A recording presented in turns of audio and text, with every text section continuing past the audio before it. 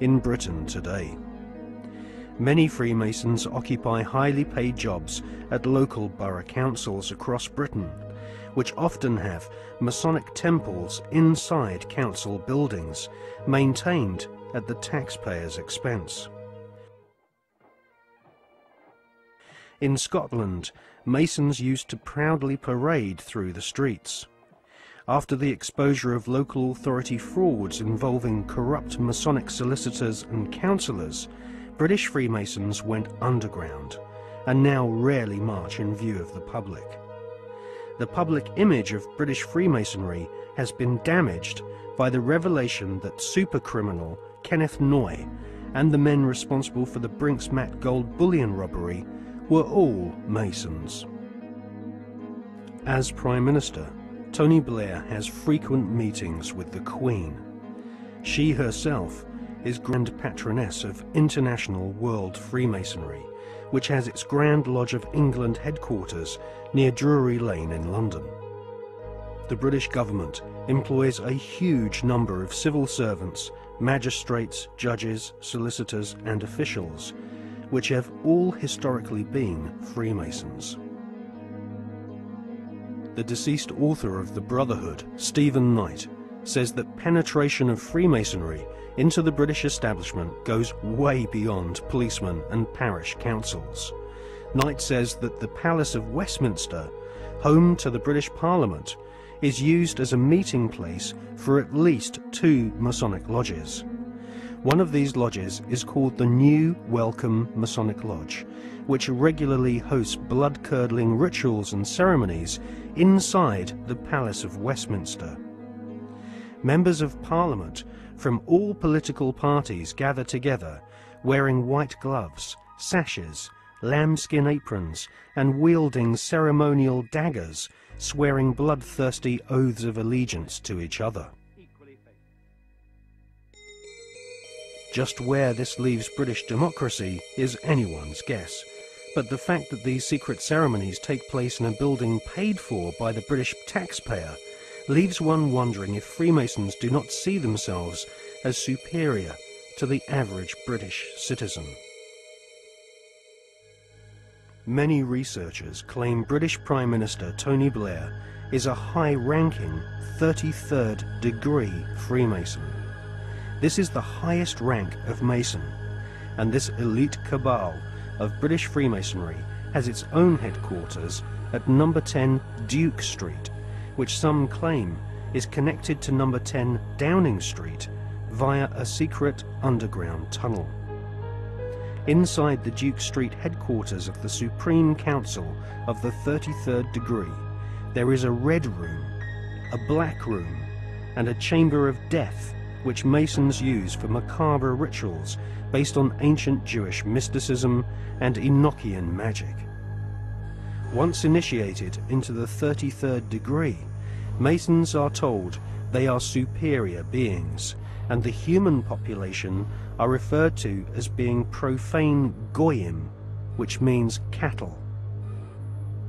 If Tony Blair is indeed a 33rd degree Freemason, then he is following in the footsteps of previous Prime Ministers, who have all been members of either Freemasonry, the Knights Templar, or the Round Table, which was started by Sir Cecil Rhodes following his economic conquest of Zimbabwe during the 19th century.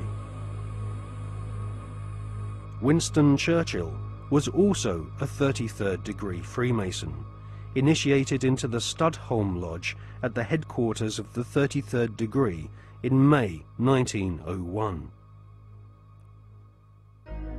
Winston Churchill was also a member of the Order of Druids, who often meet at Stonehenge during the spring equinox, whilst members of the British public are forcibly restrained from this ancient megalithic site by thousands of police officers.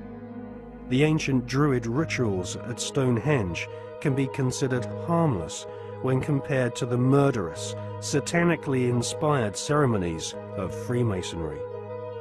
Most Freemasons do not progress beyond the first 3 degrees or exams of initiation. These are often called the blue degrees. In fact, many Masons do not even realize that beyond the third degree of Master Mason, that there are higher degrees. The higher degrees of Freemasonry are almost exclusively populated by men of aristocratic lineage, or ex-officers of the armed forces. In all, at any one time, there are no more than a few dozen men who reach the 33rd degree. As they pass each ritual test, the ceremonies become more bizarre and include symbols which can be found in ancient Egypt, with initiates being given pompous titles such as sovereign, prince, or knight.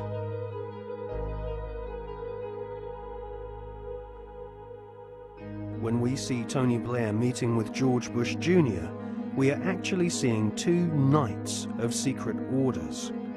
Blair is rumoured to be a sovereign knight of Malta, whilst Bush is confirmed as being a knight of Eulogia, his title bestowed upon him whilst laying in a coffin at the Skull and Bones Secret Society headquarters at Yale University. Blair and Bush claim to have democracy and freedom as their #1 priorities, but both have sworn blood-curdling oaths of allegiance to ancient Babylonian, Egyptian, and Jewish demon gods. Both have sworn on pain of death not to reveal the secrets of their Masonic orders. Both have been initiated into the age-old Illuminati global network, which is obsessed with death and murder. I mean, are we being ruled by politicians who consult with Baphomets and demons? Yes, we are. The way the world is structured is like a compartmentalized pyramid, and it's pyramids within pyramids, like Russian dolls, one doll inside a bigger doll inside a bigger doll. So you'll have a compartmentalized pyramid that is the British government, for instance, where the people at the bottom don't know what the top is really going towards, what the agenda really is. Just as in in a bank, you've got a bank, and the people at the bottom of the bank who take the checks over the counter, they don't know what's going on above them, and they don't know what's going on above them.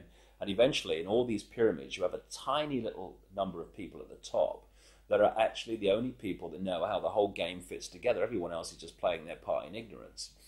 And so what the Illuminati do is they make sure that only their people, or those that are not a problem to them, will reach those levels of power in which decisions have to be made to push this agenda forward. When people say sometimes, well, you see these people everywhere, you see these one and these one other. No, hold on a second. No, they're at these high positions of power. Therefore, because of this process of filtering them out, if you're not one of us, mate, you ain't going to get sponsored by the right people to get these positions of power. And if you slip through the net, there's going to be a scandal, or there's going to be something we're going to bring up that's going to bring you down because you're not one of our guys. And so therefore, the ratio of people who are into these dark satanic rituals, etc., to positions of real power in the world are very, very high compared with the general population, where it's nothing like as high, of course.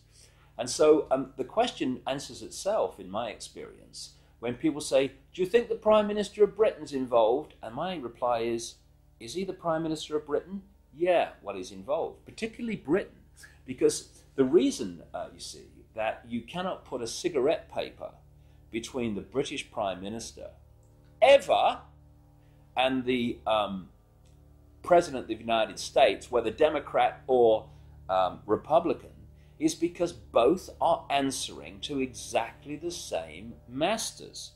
And Blair and Bush, who are gophers, I mean, the real power you don't see. They're just, if they're on public display, they're still at gopher level. They are far more terrified of those in the shadows dictating to them than they are of public reaction to them. Because the most that public reaction can do is kick them out.